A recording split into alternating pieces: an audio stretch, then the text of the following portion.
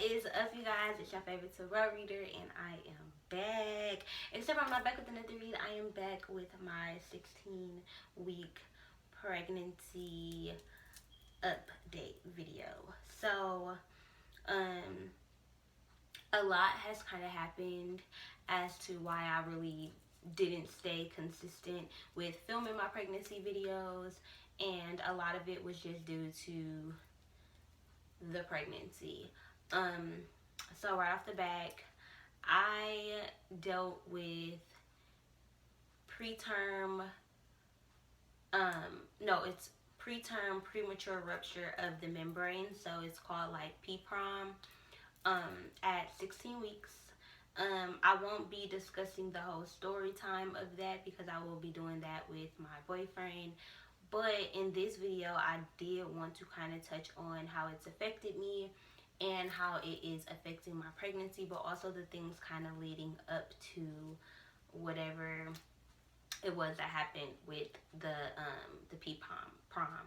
So I really don't even know where to get started because I kind of left y'all hanging for a while with my symptoms and stuff. I hadn't really been filming too many pregnancy update videos. My last one that I had filmed was, I don't even know. But it was, so the last one that I filmed was my 6-week pregnancy update. And I do have a couple notes. So it says that week 7, I wasn't really able to catch my breath. It was way worse then. At 7 weeks, it was to the point where I felt like I was having to like hyperventilate, and I would have to kind of stand up and put my hands over my head because I really could not catch my breath. I really did have a shortness of breath, and it was very, very annoying. It made eating hard. It made sleeping in the bed hard. It pretty much just made fucking life hard, and it was so fucking annoying.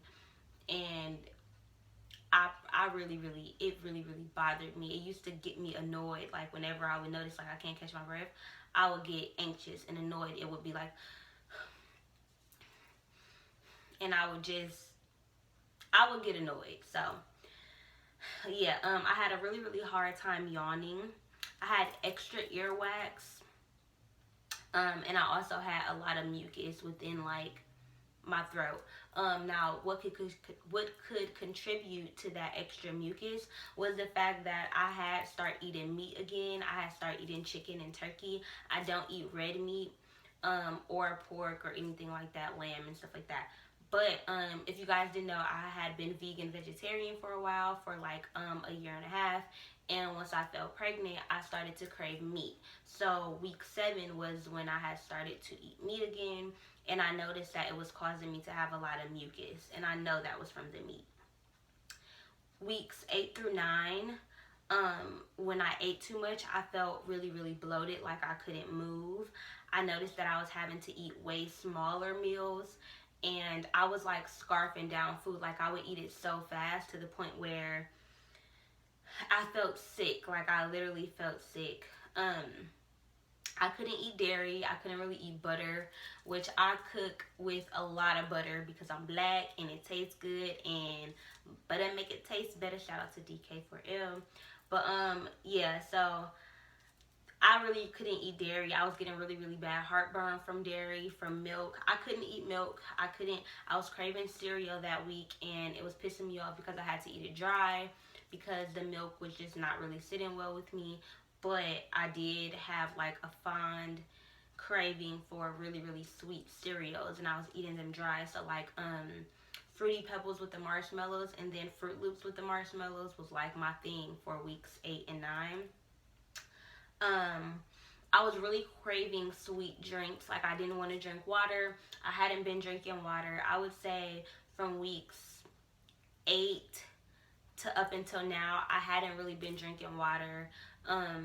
Before, I was having the little water packages, and when I would have the water packages, I could down like 3 bottles of water in like 2 hours because it tasted good and it tasted sweet.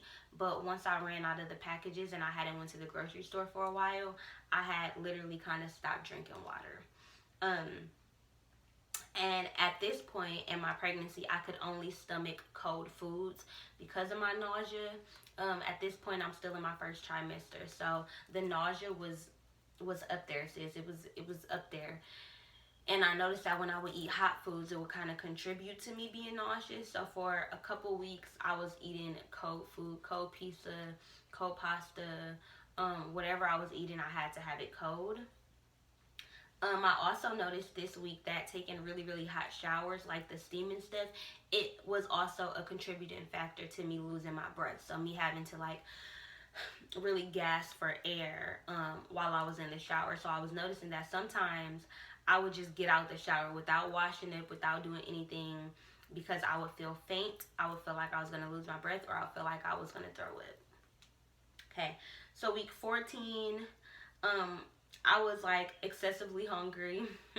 I skipped weeks 10 through 13. I must have been really, really sick and really, really in the bed or going through stuff because I did not take notes for that.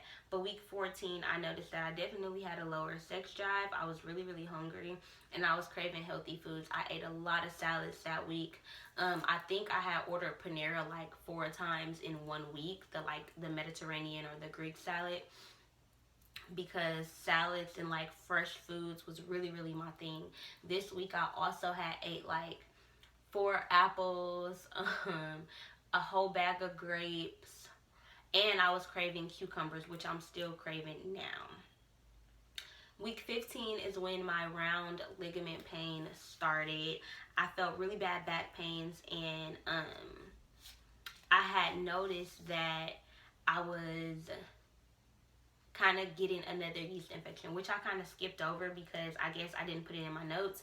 But week 13, week 12, I had gotten a yeast infection, a really, really bad yeast infection. I had been having a lot of sex for about like a week. I'm talking like 3 times a day. Like back to back to back, not back to back to back, but I was having a lot of sex. And then I remember one night I had took a bath and I tried some new bubble bath that my mom had bought me from Bath and Body Works. I put Epsom salt in there. And then literally that night I was kind of like, I was moving a lot in the bed, like after my bath. And then I had told my boyfriend, like, I think I got a yeast infection. And the next day, sure enough, I had a yeast infection. Now, I've only had 1 yeast infection in my whole life, and it was not bad. Like, I treated it like with over-the-counter stuff, and it was gone within like 3 days or something like that. So that was the only yeast infection knowledge that I had kind of had. So with this yeast infection, I figured I'm pregnant. I don't really want to use anything on myself. I don't really want to use anything over the counter because you have to insert it in yourself.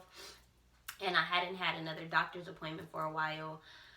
So, I just kind of stuck it out, and I was taking like apple cider vinegar baths. I was eating yogurt and stuff like that. And I noticed that nothing was helping because I was continuing to have sex. Yeah, I mean, it's bad.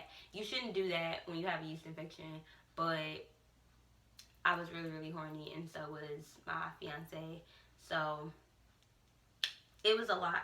But yeah, so the yeast infection had been there for about 3 weeks. Like, it had kept recurring. Like, every time we would stop being intimate with each other, and I would stop taking baths, and then it would be like, it'll go away. There would be no itching, there would be no discharge or anything. And then as soon as I thought I was out the woods, I would take another bath. And then as soon as I'm getting out the bath, I'm like, oh, I'm tingling. That must mean that it's back, or that is getting worse, or something like that. So I had an ongoing yeast infection for about 3 weeks, which I believe has been a contributing factor to my premature preterm rupture of my membranes. Now, with Pprom, they will tell you that they don't know what causes it. They don't know kind of like why it happens or what makes it happen. And both my fiance and I spent a lot of time kind of judging ourselves about certain things that we did, because as you guys know, in the beginning of my pregnancy, I was smoking weed, I was smoking marijuana. I stopped at about week 8. But to me, I had also stopped drinking a lot of water. I wasn't really hydrated. My lips were always dry. That's a symptom that I've had the whole pregnancy because I'm not really a fan of water. So I noticed that my lips were always dry, my skin was always dry, and I noticed that I was dehydrated because when I was nauseous, I would get really, really bad headaches, and I could tell that once I drank water or once I hydrated myself, that the headache and that the nausea would go away. So, yeah, it was a lot of just blaming of myself. Over that little course of time, I'm kind of like, okay, what the fuck is going on? But, yeah, so back to week 15. Week 15, week 15, I had really, really bad back pains. I had been trying to clean up the house. Mind y'all, my house had been dirty for like a week and a half, like probably like 10 whole days, where it was like I was getting up and I was looking at my kitchen and I was just like, I cannot clean this up. I cannot do this laundry. I hadn't realized, but my body was really going through something physically. Physically, I was really, really sore. I was having headaches. I didn't really understand the extent.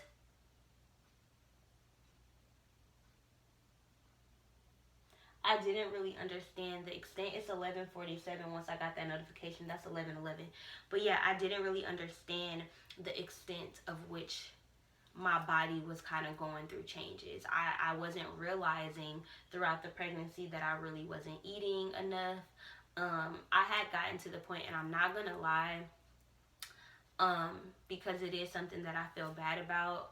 I was throwing up a lot. It was kind of like I was throwing up just because I felt uncomfortable. Like my stomach would be so full that it was like I couldn't breathe, to the point where I'm nauseous and I'm just like, okay. Even my boyfriend Jonathan was telling me, like, don't throw up until you literally feel it coming up. And every time I tried that, it would end up with throw up on the floor or me having to run to the bathroom because throw up is in my mouth and I feel gross. But for a while, towards the end, like I would say weeks 14 and 15, I had noticed my appetite had started to change. Week 13, after me having that yeast infection for a week, I was fine. I was eating so much. Weeks 12 and 13, I'm telling you, I felt so good. I was like scarfing down food. I was eating so fucking much. And then week 13, I noticed that my appetite kind of changed.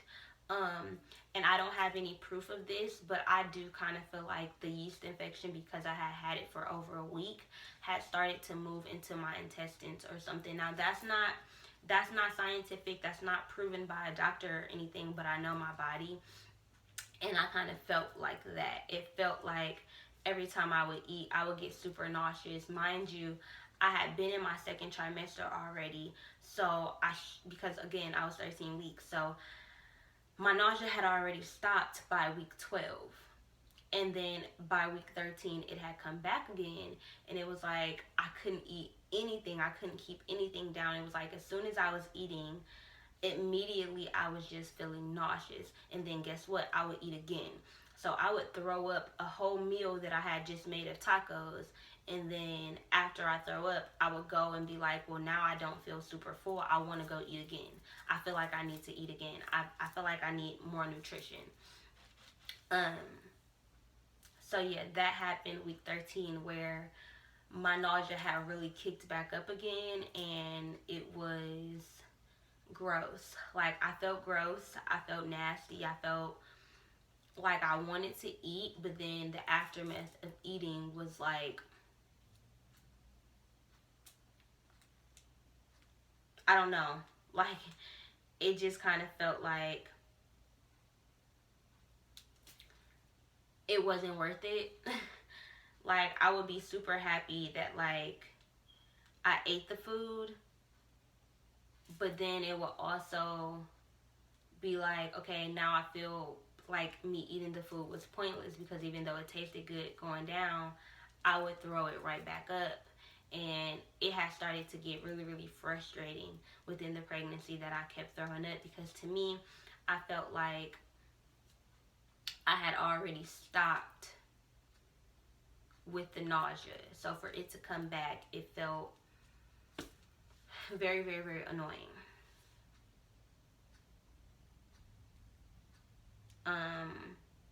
Yeah. So my water had broke Sunday as soon as I turned 16 weeks. So I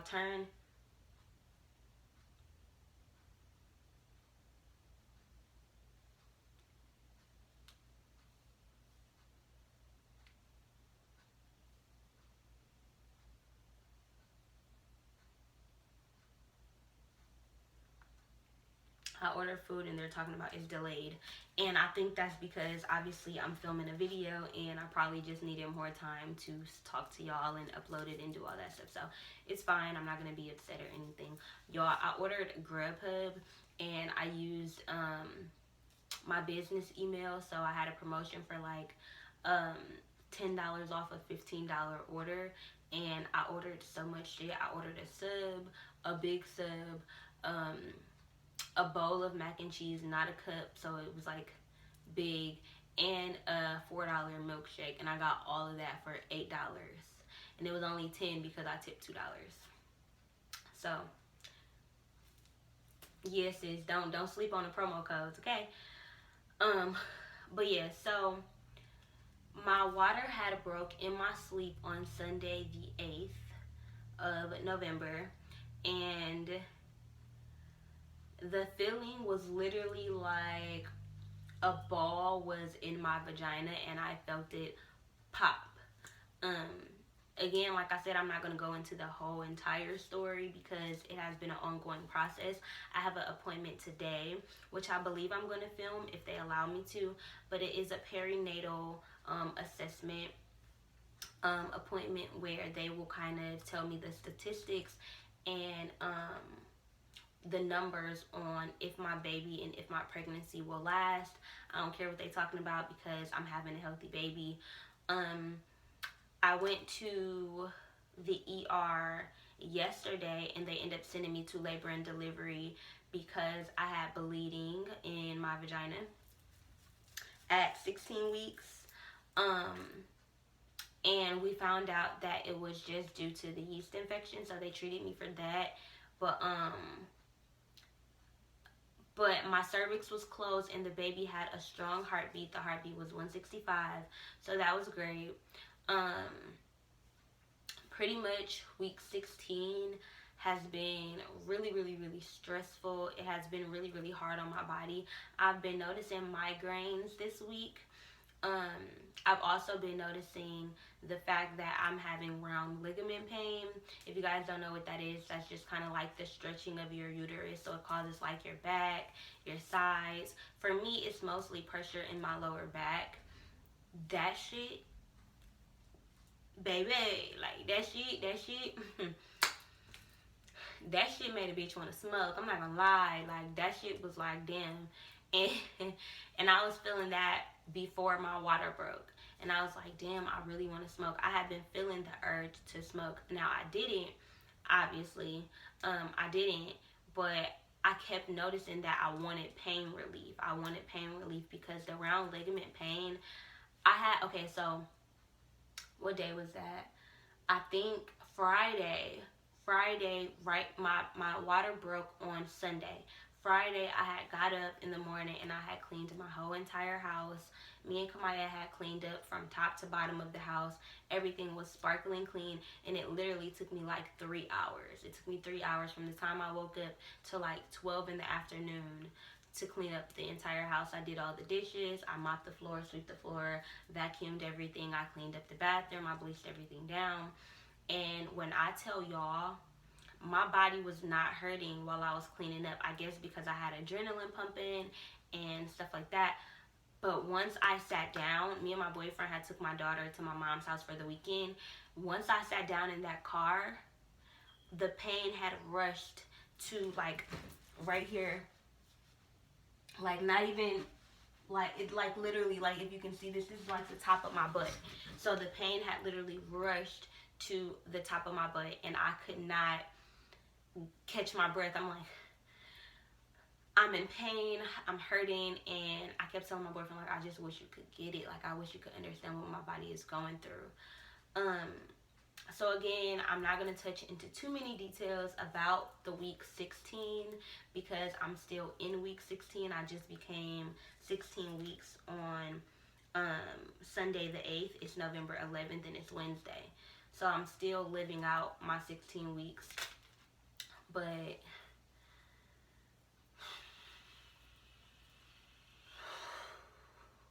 this has been a week.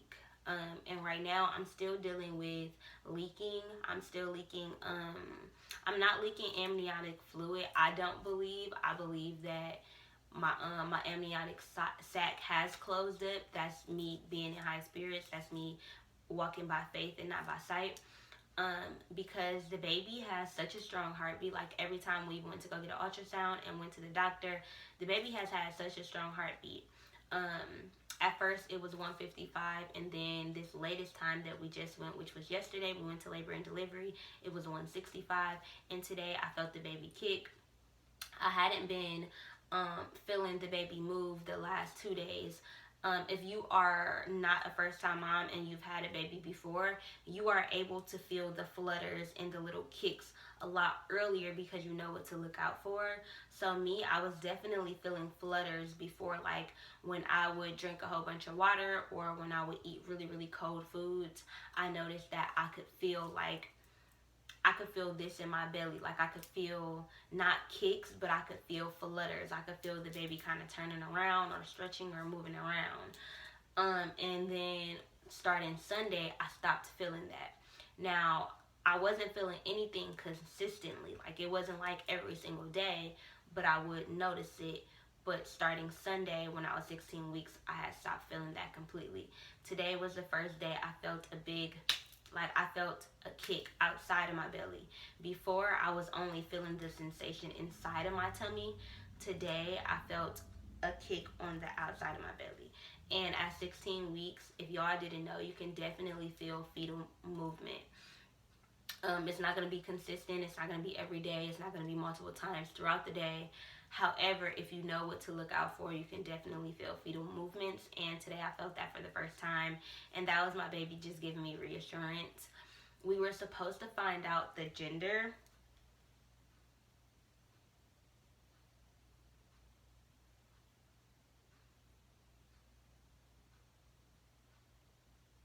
Yeah, so we had found out that it's really, really hard to find out the gender when there's not a lot of amniotic fluid surrounding your baby. So that's something that we were dealing with. But me personally, I'm feeling really, really optimistic, and I'm feeling really, really good. And I ask that all of you guys kind of just send me your prayers and put me in your thoughts and stuff, me and this baby and Jonathan, because he's going fucking crazy. This is his first child. It's not mine, but it's his first child. And it's just been a really, really stressful pregnancy for us, just kind of in general. So I'm excited to kind of like meet our miracle baby, because this baby is such a fighter. This baby is absolutely so strong, and I have no fears about me not bringing this baby into the world, even with my premature preterm or rupture of my membranes. I do not feel scared. I do not feel nervous. Do I feel stressed? Yes, I do, because I'm needing to drink like 1.5 gallons of water every single day, making sure that I am putting those fluids back into my body so that the baby can piss them out and then breathe them back in so that his or her lungs can develop. But I'm very confident in the fact that I can do that. Another symptom that I'm having from the Pprom is yellow discharge, kind of like mucusy leakage, and it smells so bad. Now again, they did treat me for a yeast infection, so Jonathan told me that he thinks it's just everything kind of coming out of me and getting ready to kind of like be out of my body.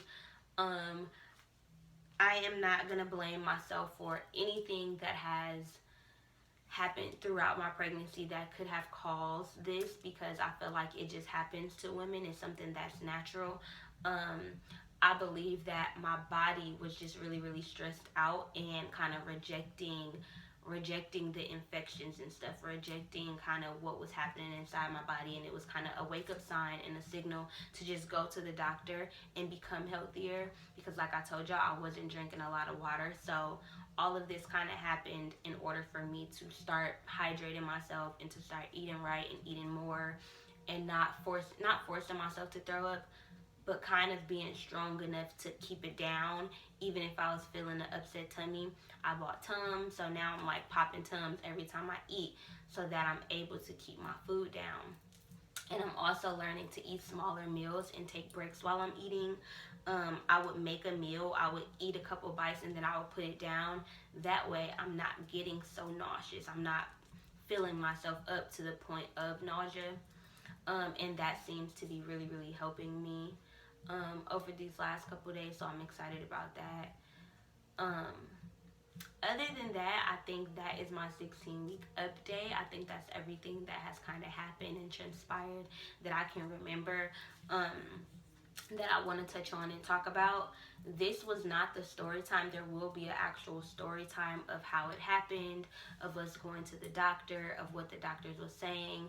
We have pictures, we have videos, and we have ultrasounds with the baby not really having any amniotic fluid around it. So if you guys are dealing with this, I will insert like pictures and stuff in of the story time video, so you guys can kind of see our journey and see how it happened and see our success story, because I am speaking into existence that my baby will come into fruition and our baby will meet us.